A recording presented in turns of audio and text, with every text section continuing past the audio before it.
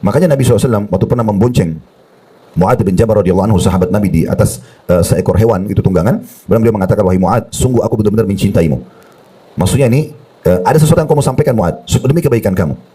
Maka jangan kau tinggalkan selepas sholat baca Allahumma inni ala dzikrika. Enggak semua orang. Berapa banyak orang yang punya peluang tapi tidak diraih sama dia. Umayyah ini mati di perang Badar. Dan memang agak unik matinya itu ya. Karena waktu dia kalah, mereka kalah di perang Badar. Kan itu tidak masuk akal.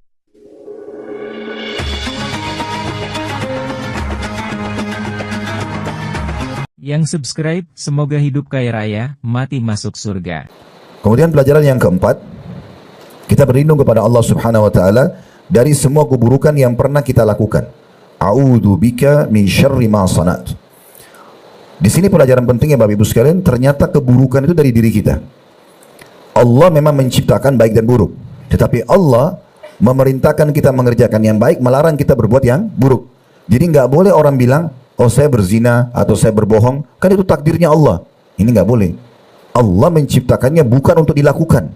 Sebagaimana Allah ciptakan babi, ini babi ya, jangan dimakan, haram sebagai ujian. Nggak boleh orang mengatakan, ya saya makan babi kan Allah takdirkan. Ini nggak benar, gitu kan? Makanya semua keburukan itu yang lakukan dia. Semua keburukan. Allah tidak akan pernah memberikan dukungan terhadap keburukan. Makanya di sini kita bilang, a'udzubika min syarri ma sana'tu. Ya Allah, aku berlindung kepadamu dari semua keburukan yang aku lakukan. Karena kita yang melakukan itu, bukan Allah Subhanahu wa taala. Bahkan Allah selalu mendatangkan sinyal-sinyal agar kita tidak melakukannya. Kayak misalnya kita merasa khawatir. Semua orang yang mau buat kriminal pasti ketakutan awalnya. Mau mencuri, mau membunuh, ya misalnya, atau mau apa saja, itu pasti awalnya ada rasa takut. Itu sinyal dari Allah Subhanahu wa taala. Tapi Allah tidak berhentikan dia kalau memang tetap dia mau melakukannya. Tapi harus tahu ada konsekuensi daripada pelanggaran tersebut. Nah ini pelajaran penting untuk digarisbawahi ya. Pelajaran yang kelima adalah pengakuan nikmat Allah yang Allah berikan kepada kita. Abu'u laka bi ni'matika alayya. Kita mengakui kalau nikmat itu ada. Dan yang menjadi saksi bahasan kita dari dalil ini, dan sesuai dengan judul kita potongan ini Bapak Ibu sekalian ya, yaitu abu'u laka bi ni'matika alayya wa abu'u laka bi dzambi. Ini kan dua hal yang menjadi judul kita. Ya Allah, aku akui nikmat-nikmat yang kau berikan kepadaku, dan aku akui juga dosaku. Nah ini kan pengakuan dosa dan pengakuan nikmat. Nah ini dua hal kalau bertemu puncak daripada adab kita yang ke-8, yaitu bagaimana kita akui nikmat Allah dan kita juga mengakui dosa-dosa kita. Lalu masuklah setelah semua puji-pujian ini, pelajaran yang terakhir adalah kita memohon ampun kepada Allah Subhanahu wa taala. Pelajaran yang ke-6 ya. Faghfirli fa innahu la yaghfiru dzunuba illa ant. Maka maafkanlah aku karena tidak ada yang mengampuni dosa kecuali Engkau ya. Baik, pelajaran yang ke-7, keutamaan Sayyidul Istighfar itu sendiri. Karena kalau Bapak Ibu baca sekali aja di pagi hari, tulus dari hatinya, kemudian meninggal sebelum sore, dipastikan masuk surga. Karena adanya pengikraran tadi tentang Allah pencipta, kemudian kita hambanya, kita akui nikmat, kita akui dosa-dosa kita. Ini yang menyebabkan akhirnya kalau berdosa, berarti dia meninggal tanpa dosa. Kalau dia meninggal berarti tanpa dosa lagi, dimaafkan dengan istighfar ini. Itu juga kalau dia baca di sore hari, maka kalau dia meninggal sebelum pagi, ya maka dia pun diampuni dosanya. Biasanya teman-teman, kalau sampai kepada kita informasi seperti ini, seringkali yang syaitan bisikin itu mempermudah. Seakan-akan, oh kalau begitu gampang, ya udah baca ini sekali nanti toh saya mati masuk surga. Ini kelalaian, syaitan buat bisikan seperti itu, seakan-akan ini mudah. Padahal sebenarnya tidak seperti apa yang dibayangkan teman-teman. Walaupun cuman satu kali dibaca pagi, ataupun dibaca sore, ya, atau dibaca siang dan malam, tetap ini tidak akan dilakukan kecuali orang yang sudah Allah pilih. Jadi kalau Bapak Ibu memang bisa, tadi contoh pagi, renungi, baca nggak Sayyidul Istighfar? Kalau nggak baca sekarang, sebentar sore, jeli lagi lihat, saya sudah baca belum? Walaupun sekali. Kalau perlu pas teringat, jangan ada aktivitas lain, langsung baca dulu sekali, kemudian baru aktivitas yang lainnya. Karena ini harus ada taufik. Makanya Nabi SAW waktu pernah membonceng Mu'adz bin Jabal radhiyallahu anhu, sahabat Nabi, di atas seekor hewan, itu tunggangan. Beliau mengatakan, wahai Mu'adz, sungguh aku benar-benar mencintaimu. Maksudnya ini, ada sesuatu yang kamu sampaikan Mu'adz, demi kebaikan kamu. Maka jangan kau tinggalkan selepas sholat baca Allahumma inni ala dzikrika wa syukrika wa husni ibadatik. Ini pendek, tapi apa kita sudah rutin baca enggak? Di sini setiap sholat bisa wajib, bisa sunnah, kan gitu, dibaca. Walaupun ada sebagian pendapat mengatakan di sholat wajib, tapi kalau orang mau sempurna baca setiap habis sholat. Sholat qobliyah, sholat wajibnya, sholat ba'diyah, sholat duha, sholat malam. Selalu baca Allahumma inni ala dzikrika wa syukrika husni ibadatik. Doa ini juga dibaca sebelum salam Bapak Ibu sekalian. Sebelum salam, salah satu dari 20 sekian zikir doa sebelum salam itu adalah Allahumma inni ala dzikrika wa syukrika wa husni ibadatik. Allahumma inni artinya ya Allah tolonglah aku. Artinya kalau tanpa pertolongan Allah kita nggak bisa. Ala dzikrika, selalu berzikir kepadamu. Wa syukrika, dan bersyukur kepadamu. Wa husni ibadatik, dan juga memperindah ibadah untukmu. Bapak Ibu mau hadir di ta'lim seperti ini taufik dari Allah. Nggak semua orang. Berapa banyak orang yang punya peluang tapi tidak diraih sama dia. Berapa banyak orang yang punya peluang sholat awal waktu tidak diraih sama dia. Berapa banyak orang punya peluang berbakti dengan orang tuanya tidak diraih sama dia. Berapa banyak orang bisa dapat pahala dari pasangan hidup, dari anak, dari tetangga, dari teman, tidak dilakukan sama dia. Karena memang tidak diberikan taufik oleh Allah Subhanahu Wa Taala. Kata Nabi SAW dalam sebuah hadis yang sahih, kalau Allah menginginkan kebaikan pada seorang hamba, Allah akan menggunakannya. Kata para sahabat, ya Rasulullah, bagaimana Allah menggunakannya? Kata Nabi SAW, Allah akan menyibukkan dia dengan amal-amal saleh yang dengannya Allah akan tutup hidupnya. Kalau Bapak Ibu melihat dirinya sendiri, ternyata saya dari zikir ke zikir yang sesudahnya, atau ke baca Quran, atau ke doa, dari membantu orang satu kepada orang yang lainnya, dari apalah, sholat ke sholat sesudahnya, itu berarti Allah inginkan kebaikan buat kita. Kalau Allah tidak mau, Allah tidak kasih. Banyak orang sehat tidak sholat. Ada orang berangkat umroh bersama kami nggak sholat. Iya, mereka datang ke sana ke Mekah, datang umroh, tapi sholatnya terlalaikan. Saya pun terkagetkan waktu itu ya. Ada banyak orang yang seperti itu. Ada banyak orang di Mekah, ya, penduduk Mekah itu belum pernah masuk tawaf di Masjidil Haram. Ada orang seperti itu. Saya diceritakan sama teman-teman di Mekah. Ada orang yang meninggal, umurnya 80 tahun dekat Masjid Aqsa, belum pernah masukkan kakinya ke Masjid Aqsa, padahal dekat sekali. Tidak semua orang dapat taufik. Kalau kita masih tergerak hati kita mau itu tuh luar biasa. Keutamaan majlis zikir diantaranya kata ulama adalah majlis ilmu. Itu adalah majlis zikir kayak begini. Kata Nabi SAW dalam hadis yang sahih, Allah memiliki para malaikat khusus keliling mencari mana halaqah zikir itu. Yang kata ulama adalah halaqah ilmu. Ya, di antaranya halaqah ilmu, orang duduk begini menuntut ilmu. Karena zikir itu kata Atha bin Abi Rabah rahimahullah adalah mempelajari halal haramnya Allah. Itu dikenal dengan halaqah zikir. Maka malaikat-malaikat ini kalau menemukan halaqah zikir itu, mereka pun saling memanggil satu sama yang lain, datang memenuhi tempat, walaupun tidak nampak dengan mata kita. Dan mereka terus dari majelis itu memenuhi sampai ke langit. Ya. Kemudian Allah pun bertanya kepada mereka, ya, setelah mereka balik, apa yang kalian temukan? Mereka mengatakan, kami menemukan hamba-hambamu ya Allah yang sedang berzikir. Lalu kata Allah SWT, apakah mereka pernah melihatku? Kata Allah, kata para malaikat, tidak ya Allah. Ya, apa yang mereka harapkan? Mereka ingin mendekatkan diri kepadamu ya Allah. Lalu kemudian para Allah mengatakan apa yang mereka inginkan. Apa yang mereka sedang beribadah berzikir kepadamu ya Allah. Mereka sedang dekat diri kepadamu. Kata Allah, apakah mereka pernah melihatku? Maka malaikat mengatakan belum. Kata Allah, bagaimana kalau mereka melihatku? Lalu kata para malaikat, tentu mereka akan lebih rajin lagi ibadah kepadamu. Lalu kata Allah SWT, apa yang mereka mohon?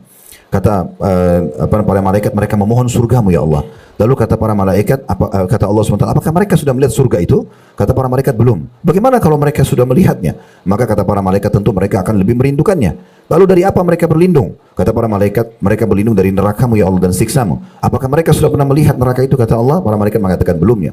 Bagaimana kalau mereka melihatnya? Kata malaikat, tentu saja mereka akan lebih jauh lagi, lebih berusaha lagi untuk menjauhinya. Maka para malaikat pun mengatakan, para Allah pun mengatakan, saksikanlah, sungguhnya aku telah memaafkan dosa-dosa mereka. Lalu para malaikat mengatakan, ya Allah, tetapi dalam majlis itu ada orang-orang yang datang bukan tujuannya untuk itu. Jadi kita pengajian begini, ada orang kebetulan karena mau ketemu temannya saja atau program yang lain, ya, bukan karena mau ikut dalam majlis ilmunya. Maka kata Nabi SAW, Allah pun berfirman, mereka orang-orang yang duduk dalam belajar itu tidak akan mengurangi kebaikan untuk orang yang datang seperti itu. Artinya mereka pun akan dapat rahmat Allah Subhanahu Wa Taala. Jadi keutamanya sangat besar gitu ya. Keutamanya sangat besar. Oleh karena itu kalau Allah Subhanahu Wa Taala mudahkan kita Bapak Ibu sekalian, ada program ibadah yang rutin Anda kerjakan, itu berarti Allah inginkan kebaikan.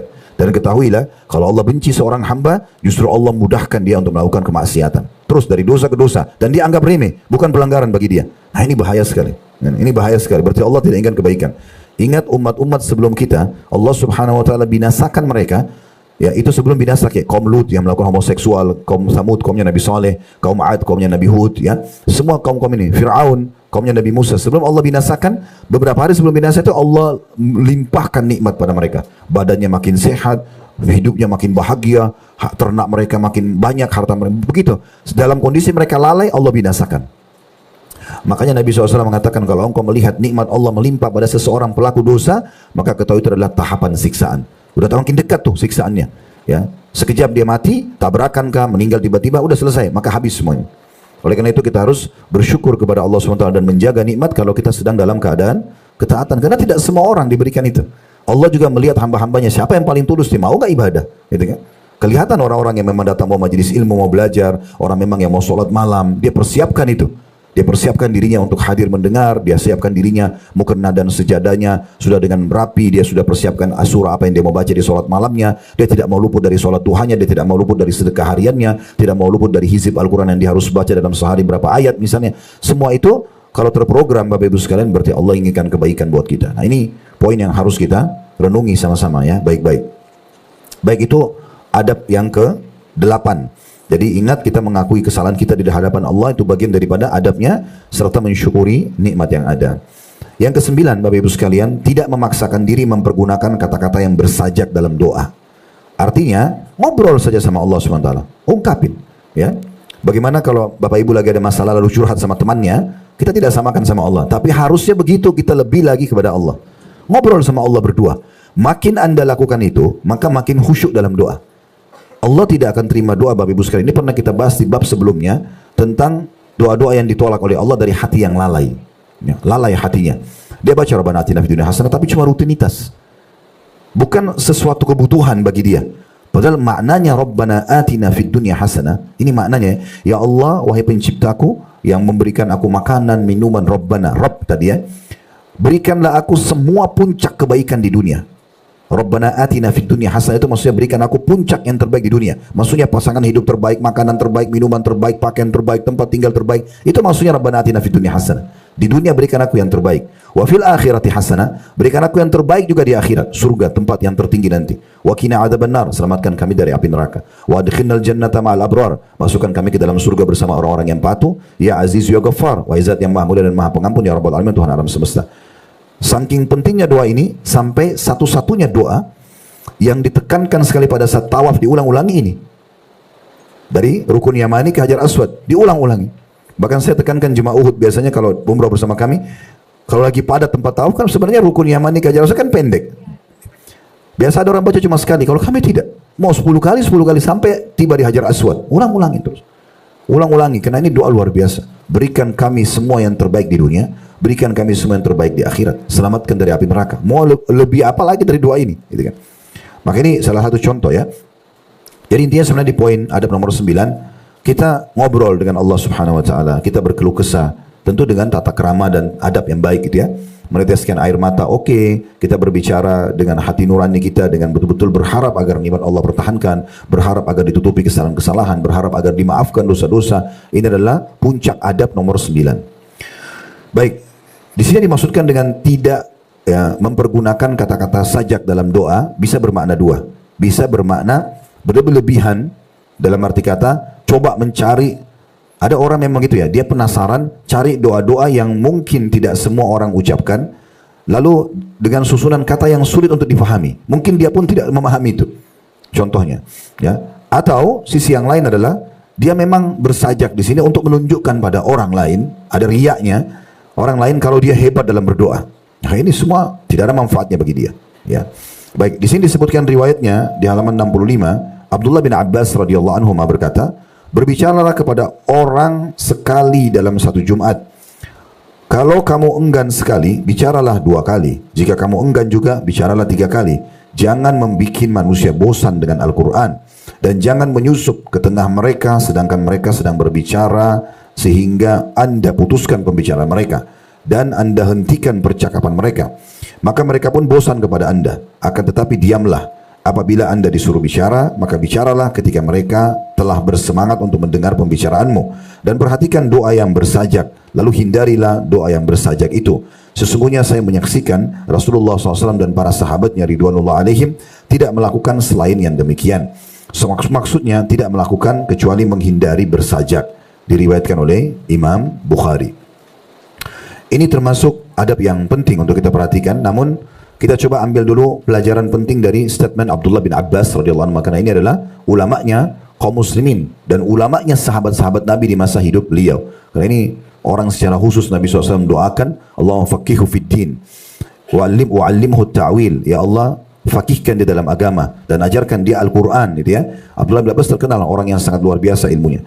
Beliau memberikan saran di sini, khusus untuk para dai, ya, orang-orang yang memang mau mendakwakan agama Allah. Maka yang paling pertama harus diperhatikan dan pelajaran dari riwayat ini adalah jangan membuat orang jenuh.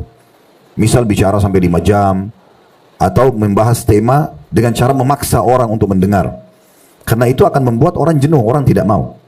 Oleh karena itu para dai harus belajar retorika penyampaian, intonasi suara kapan tinggi dan kapan pelan, menyisihkan dalil-dalil, ya, yang diikuti dengan kisah-kisah, contoh-contoh, sehingga orang tidak jenuh.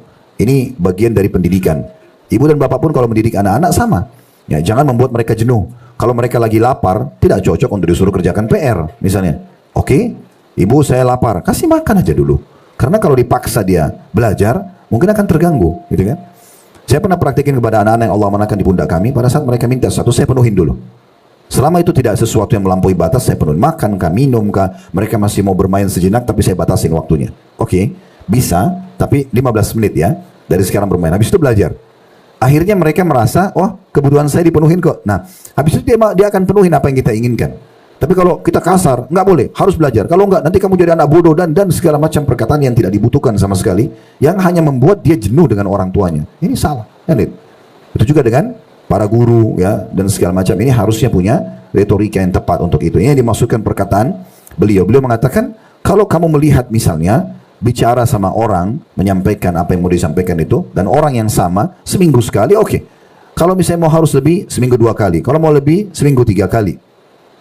Dikatakan, dan jangan pernah membuat manusia bosan dengan Al-Quran, karena selalu dipaksakan itu. Wajar kalau Bapak Ibu habis dengarin tilawah Al-Quran misalnya, ya, surah Maryam misalnya. Wajar sekali kita berpindah ke aktivitas yang lain. Jangan pernah dirasuki sama bisikan, karena syaitan kadang-kadang gini, ya. Kalau kita membuka pintu dosa, dia tunggangi kesempatan itu untuk kita berdosa. Tapi kalau kita rajin ibadah, dia tunggangi ibadah itu. Supaya bagaimana kita jenuh dengan ibadah itu. Kejenuhan ini jangan dimunculkan dengan kita cara memvariasikan. Sekali kita baca Al-Quran atau dengarin, sekali kita berzikir, sekali kita dengarin ilmu, sekali kita silaturahmi keluarga, sekali kita jenguk orang sakit, sekali kita berbagi makanan, bersedekah sosial. Variasikan. Ya, itu yang dicontohkan oleh Nabi SAW. Kemudian pelajaran yang kedua itu sampai di perkataan bosan dengan Al-Quran di situ, ya. Kemudian pelajaran yang kedua, dan jangan menyusup ke tengah mereka sedangkan mereka sedang berbicara sehingga Anda putuskan pembicaraan mereka dan Anda hentikan percakapan mereka, ya. Maka mereka pun bosan. Akan tetapi diamlah apabila Anda disuruh bicara, maka bicaralah ketika mereka semangat untuk mendengarkan pembicaraanmu. Nah, ini pelajaran yang kedua. Jadi riwayat ini kita bagi 3 faedahnya. Maksudnya, kalau orang lagi berbicara, mau lebih muda, lebih tua, adab yang terbaik adalah jangan putus pembicaranya. Walaupun anak kita, bukan siapapun, biarin dia sampaikan dulu selesai semuanya. Kita cerna apa yang dia, tujuan apa sih, esensinya apa ini dari pembicaraan ini, baru kita jawab sesuai dengan itu. Karena ada orang berbicara panjang lebar, sebenarnya dia cuma tujuannya satu. Misal contoh ada orang bicara, dia butuh bantuan, dia ceritalah anaknya sakit segala macam. Kita tahu sebenarnya tujuan terakhir adalah minta bantuan. Kita dengarin, tidak masalah. Oh, ternyata dia butuh bantuan, ya sudah, kita tinggal bantu. Misal seperti itu, hal yang harusnya kita lakukan. Dan tidak boleh memutus pembicaraan orang, karena bisa saja kita nanti salah dalam menjawab, ataupun misalnya kita dianggap kurang menghormati mereka. Dan ini berbahaya, nanti penerimaan akan sulit, ya. Jadi alangkah baiknya kita selesaikan. Nah, saksi bahasan kita adalah potongan yang ketiga. Faedah daripada riwayat ini adalah, dan perhatikanlah doa yang bersajak dan hindarilah, ya, terlalu berlebihan juga dalam, ya, bertutur kata, akhirnya membuat, ya, itu melampaui batas, ya. Terus kita berikan contoh tadi, dan itu kata beliau, begitulah Nabi SAW dan para sahabatnya melakukan. Mereka tidak bersajak, mereka tidak bersajak. Baik, kita tutup dengan poin yang ke-10, ya. Adab yang ke-10. Nanti tolong ditandain, kita akan lanjutkan dengan adab ke-11 waktu akan datang. Ke-10, mengulangi doa 3 kali. Jadi kalau misalnya kita mengatakan, ya Allah berikanlah aku rezeki, ulangi lagi, ya Allah berikanlah aku rezeki, ulangi lagi, ya Allah berikan aku rezeki, 3 kali. Ini salah satu adabnya. Jangan ucapkan sekali saja, ya. Jadi kita ulang-ulangi, ya Allah sembuhkanlah aku, ulangi lagi, ya Allah sembuhkanlah aku, sampai 3 kali, ya Allah sembuhkanlah aku, seperti itulah. Berani daripada riwayat Abdullah bin Mas'ud radhiyallahu anhu bahwa Rasulullah SAW sedang sholat di sisi Ka'bah, sedangkan Abu Jahal dan rekan-rekannya sedang duduk-duduk. Ketika itu di antara mereka ada yang berkata, siapa di antara kamu yang berani membawa kotoran unta sisa sembelihan Bani Fulan, kemudian meletakkannya atau menuangkan di atas punggung Muhammad apabila ia sedang sujud? Lantas seseorang yang paling celaka di antara mereka bersegera pergi dan datang membawa kotoran tersebut. Kemudian ia tunggu sampai Nabi SAW sujud. Ketika Nabi SAW sujud, ia tuangkan di punggung Nabi SAW di antara dua bahunya. Dan saya hanya memandanginya. Ini kata Abdullah bin Mas'ud.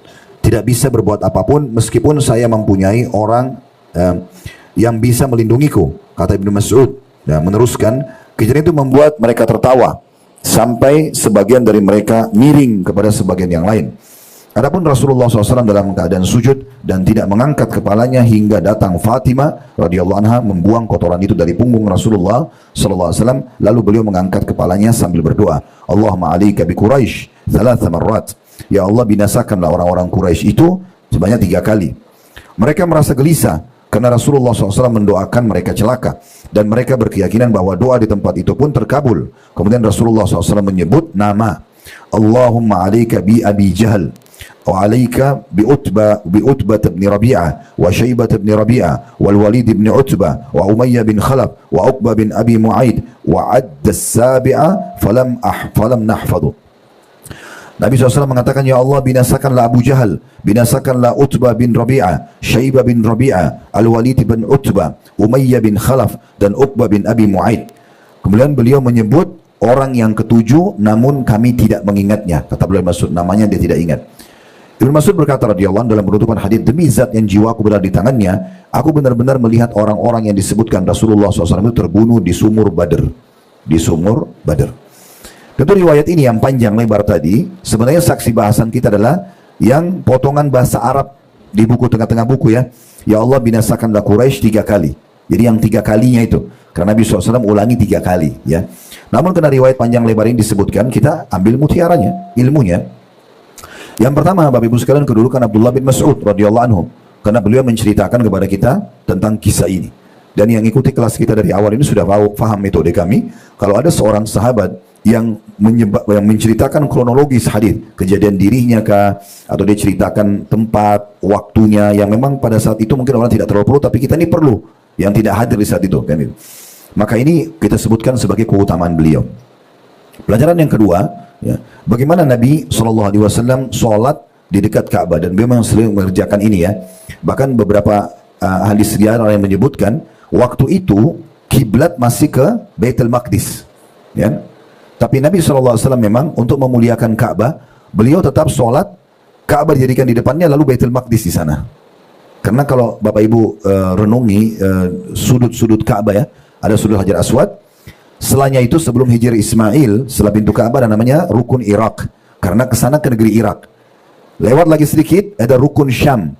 Syam itu kan negeri Syam kesananya. Itu berarti Palestina diantaranya. Dan ada Rukun Yamani, Yaman berarti ke negeri Yaman. Nah jadi Nabi SAW kalau sholat itu beliau selalu kan kiblat ke negeri Syam, ke Palestina. Tapi beliau tetap sholat menghadap Ka'bah baru ke Baitul Maqdis. Jadi tetap Ka'bah kena. Ya, untuk memuliakan Ka'bah tersebut. Itu yang dimaksud juga beliau sholat di sisi Ka'bah ya. Kemudian pelajaran yang ketiga, memang Allah Subhanahu wa Ta'ala menjadikan adanya orang-orang yang membenci Nabi SAW, membenci para nabi-nabi dari orang-orang memang yang dasarnya jahat. Allah sudah tahu, kayak Nabi Musa ada Fir'aun, Nabi Ibrahim ada Namrud, ya, dan Nabi Muhammad SAW ada nama-nama yang disebutkan tadi ini. Ada Abu Jahal, ya, namanya Amr bin Hisham, diberikan julukan Abu Jahal artinya orang yang sangat bodoh, gitu, ya, karena memang dia bodoh sekali. Dia mengetahui kebenaran agama Islam tapi dia tidak mau beriman kepada risalah Nabi Muhammad SAW. Itu ditanya oleh Abu Sufyan, kenapa kau tidak beriman? Kau kan sayyid kami, kau tuan kami. Kalau kau beriman, kami beriman juga. Waktu dia Abu Jahal ini rupanya diam-diam dia pergi mendengar ayat Al-Quran yang Nabi SAW tilawakan setiap malam. Abu Sufyan juga dengar, ada juga satu tokoh Quraisy dengar, tapi mereka sembunyi-sembunyi. Menjelang subuh Nabi berhenti sholat baca Quran, mereka semua berpisah. Lalu mereka bertemu, mereka janji tidak akan mengulanginya. Di hari kedua mereka pikir teman-temannya tidak datang, datang lagi dengar, karena dalam bahasa mereka, bahasa Arab mereka ngerti. Sampai hari ketiga, maka Abu Sufyan bilang, pasti ada sesuatu nih. Ayo kita temuin Abu Hakam. Julukannya di Mekah ini Abu Jahal adalah Abu Hakam. Tapi dia dapat julukan Abu Jahal karena kejadian ini. Maka Abu Sufyan bilang sama temannya yang satu lagi, karena mereka bertiga mendengarkan ayat Al-Quran, kita pergi ke rumahnya Abu Hakam. Kita tanya, bagaimana pendapatnya tentang ini? Karena kita sama-sama mendengarkan ayat dan kita penasaran nih. Maka datang ke rumah Abu Jahal, kemudian Abu Sufyan mengatakan, bagaimana pendapatmu dengan apa yang kau dengar selama 3 hari dari Muhammad? Abu Jahal mengatakan, demi Allah saya tahu kalau Muhammad benar. Dia tahu itu benar. Itu benar, dan apa yang dibacakan itu juga benar. Itu bukan perkataan manusia. Lalu kata Abu Sufyan, lalu kenapa kau tidak beriman? Kau Tuhan kami. Kalau kau beriman, kami beriman semuanya. Kata Abu Jahal, karena dari dulu sukuku dan sukunya Muhammad bersaing di Mekah. Setiap kali sukunya Muhammad menyiapkan minum dan makan buat jemaah haji, sukuku juga lakukan. Setiap kali sukunya Muhammad menyiapkan pasukan perang membela Mekah, kami juga siapkan. Jadi selalu bersaing. Ya. Sekarang dari suku Muhammad ada keluar nabi, sukuku tidak ada nabi. Berarti kalau aku beriman padanya, sukuku akan dikalahkan. Karena aku tidak mau beriman. Karena ini saja. Jadi dia tahu kebenaran tapi tidak mau ikutin. Makanya keluar julukan Abu Jahal. Orang yang sangat bodoh. Karena kalau dia beriman, dia panen semua pahala orang satu Mekah tuh. Tinggal tunggu dia saja gitu.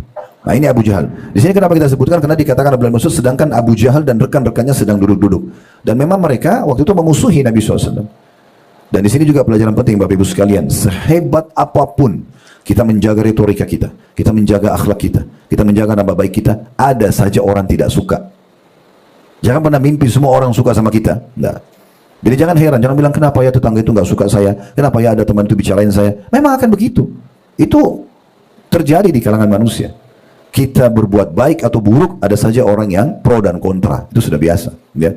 Yang penting kita tahu kita benar atau salah. Kalau kita benar, kita bertahan saja. Ya kan gitu.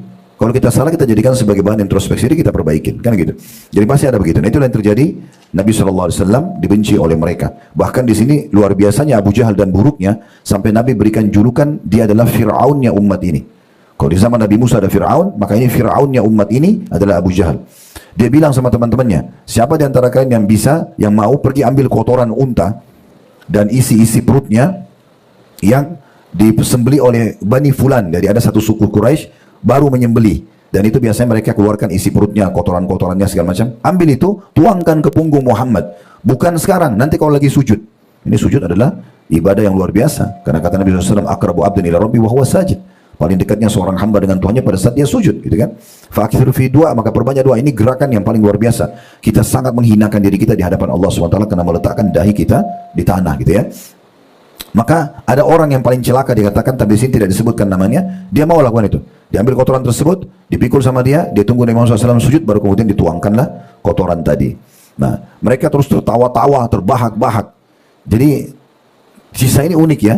Mereka sudah melakukan keburukan pada Nabi, tapi mereka tertawa-tawa. Maknanya, ada saja orang yang begitu sama kita. Kalau Nabi saja begini, apalagi orang lain. Ada orang memang yang tertawa melihat penderitaan kita. Ada orang yang tertawa melihat misalnya kekurangan kita. Itu biasa. Yang penting tidak usah kita hiraukan. Orang yang seperti ini tinggalkan saja. Nggak usah dianggap ada di sekitar kita. Udah, mau bicara buruk, mau nipu kita, udah tinggalin. Selesai. Kita bersama dengan orang-orang yang baik. Terus mencari komunitas yang baik. Karena itu terjadi pada Nabi Muhammad SAW. Nah ini poin juga pelajaran yang kita bisa ambil dari kisah ini. Tentunya tentang Abu Jahal dan sikap orang-orang yang tidak suka dengan kebaikan atau kebenaran. Udah, pelajaran yang ketiga pada saat itu, ya, atau di dalam riwayat ini, bagaimana seseorang muslim berusaha membela saudaranya kalau sedang ada kezaliman terjadi, bila dia mampu. Bila tidak mampu, tidak masalah. Misal ada orang lagi dirampok di tengah jalan, kita tahu itu lagi dirampok, tapi kita tahu kita nggak punya daya dan kekuatan, kita nggak bisa ngejar atau mungkin berbahaya bagi jiwa kita, lalu kita tidak membantunya, tapi kita tahu itu kemungkaran, maka itu boleh saja kalau dia tidak punya kemampuan. Tapi kalau dia punya kemampuan, dia seharusnya bisa membantunya. Tapi minimal sekali Bapak Ibu jangan tinggalkan mendoakan agar orang yang tadi dizalimi itu dimenangkan, orang yang menzaliminya akan dihukum, gitu ya. Karena kata Nabi SAW, man ra'a minkum munkaran falyughayyirhu biyadihi. Siapa yang melihat kemungkaran dia harus ubah dengan tangannya. Fa in lam yastati' fa bilisani. Kalau tidak mampu maka dengan lidahnya, nasihat. Fa in lam yastati' fa biqalbi. Kalau dia tidak mampu maka dengan hatinya. Wa dzalika adhafu iman, itu lemah iman. Nah ini yang Abdullah bin Mas'ud mengatakan, aku melihat itu. Abdullah bin Mas'ud waktu itu masih kecil umurnya, masih anak-anak, dan juga dia adalah orang yang tidak punya kedudukan di Mekah. Tidak bisa dia bela Nabi, gitu kan. Maka dia pun cuma mengatakan, saya tidak bisa berbuat apa-apa. Kemudian yang keempat, pelajarannya boleh mendoakan ya keburukan bagi orang yang berbuat kezaliman. Dari sini Nabi SAW mendoakan. Yang dimaksud dengan ya Allah, binasakanlah orang-orang Quraisy, maksudnya orang-orang Quraisy yang ada yang memperlakukan aku dengan buruk. Ini bukan semua Quraisy. yang dimaksudkan. Tapi binasakanlah Quraisy, maksudnya orang-orang Quraisy, karena biasanya kalau di majlis itu mereka lagi kumpul, dikatakan majlisnya tokoh-tokoh Quraisy. Nah, ini maknanya adalah binasakanlah tokoh-tokoh Quraisy itu yang menggangguku dalam sholat, gitu ya. Apalagi ini sudah perbuatan melampaui batas, orang lagi sujud dituangin kotoran hewan, gitu ya. Dan ini pelajaran juga yang bisa diambil dari sini. Dan saksi bahasan kita dalam poin ke-10 ini adalah Nabi ulangi 3 kali.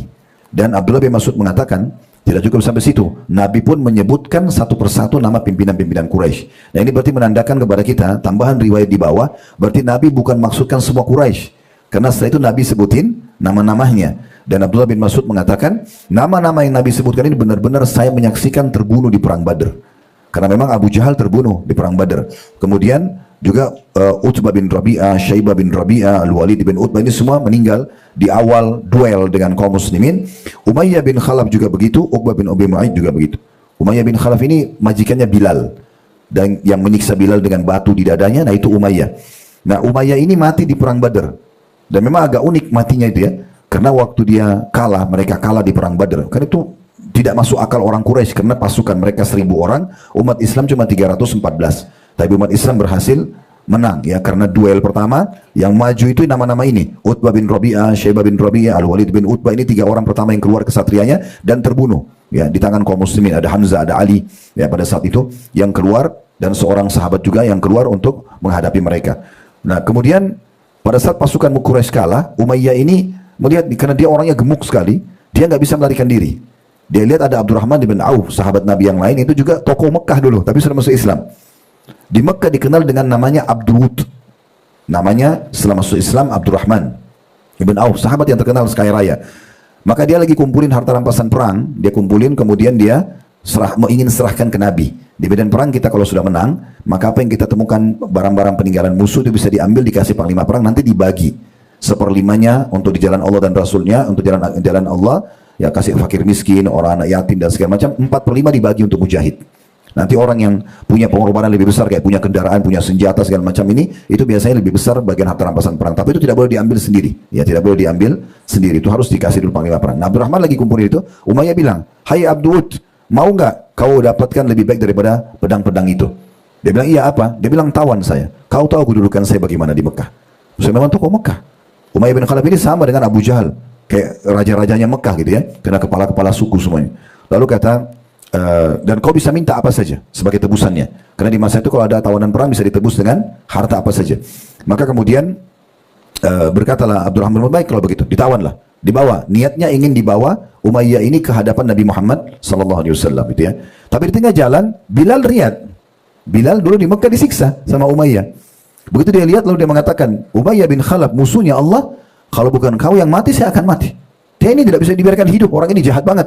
Dan memang Nabi juga sudah doakan dia di dalam doa ini gitu ya. Maka pada saat itu pun Bilal mengatakan, saya akan membunuhmu. Maka kata Abdurrahman bin Auf, jangan, ini tawanan saya, jangan ganggu dia Bilal. Kata Bilal, tidak bisa, orang ini nggak bisa dibiarkan. Setiap Bilal mau serang, Abdurrahman coba membela. Nah, ini Bilal serba salah, karena kalau kena Abdurrahman berdosa dia, karena muslim, tidak boleh. Tapi Abdurrahman tetap bilang nggak boleh. Maka Bilal akhirnya lihat ada beberapa orang-orang Madinah, Ansar, orang dari Madinah yang juga lagi kumpulin harta rampasan perang, dipanggil sama Bilal. Ayo saudara-saudara dari Ansar ke sini, ke sini. Begitu mereka datang, kalian ingat gak cerita saya di Mekah disiksa, ditaruh batu, dicambuk? Mereka bilang, iya. Nah, ini orangnya yang siksa saya. Ini orang ini, Umayyah bin Khalaf, ini orangnya. Ayo kita bunuh dia.